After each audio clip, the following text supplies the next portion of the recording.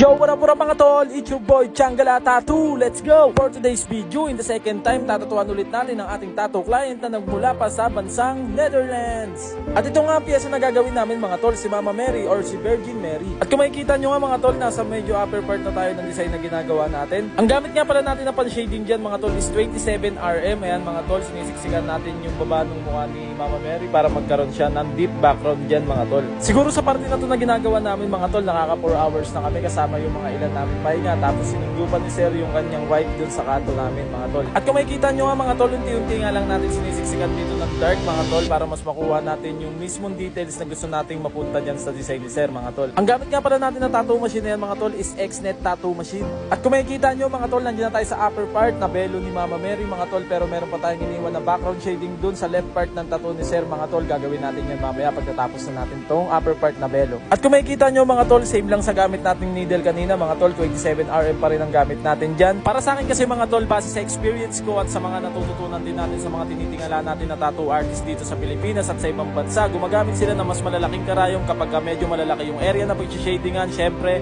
para hindi na tumagal yung pagpe-penetrate na pagtitiis sa sakit din ng ating mga client mga tol. At syempre, di ba?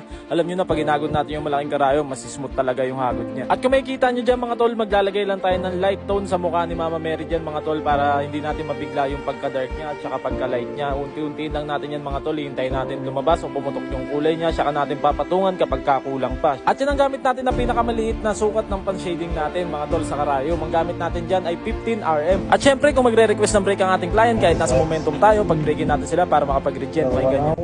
You're good? You want to take a break? Yeah, one small. You want smoke? Okay. At balik na nga tayo dito sa ating tattoo session mga tol, at nandito na nga tayo sa part na paglalagay natin ng mga highlights. Hindi naman lahat ng detalye dyan mga tol ilalagyan natin ng puti na tinta mga tol o highlights. Ang gamit nga pala natin ng needle dyan mga tol is 9RL at ang code naman niya is 109RL. Sobrang tibay nga pala ng pain tolerance neto ni Sir, at ito isa sa masasabi ko na solid na client na nagawan ko mga tol. Sobrang tibay na ito sa pain. At tapos na nga, nilinisan na nga natin ang tattoo ni Sir. Siyempre patatagalin pa ba natin to? Ito ang ating final tattoo works.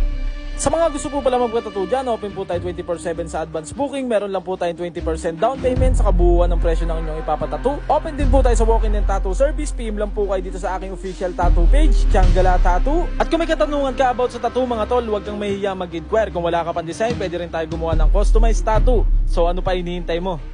Patattoo ka na.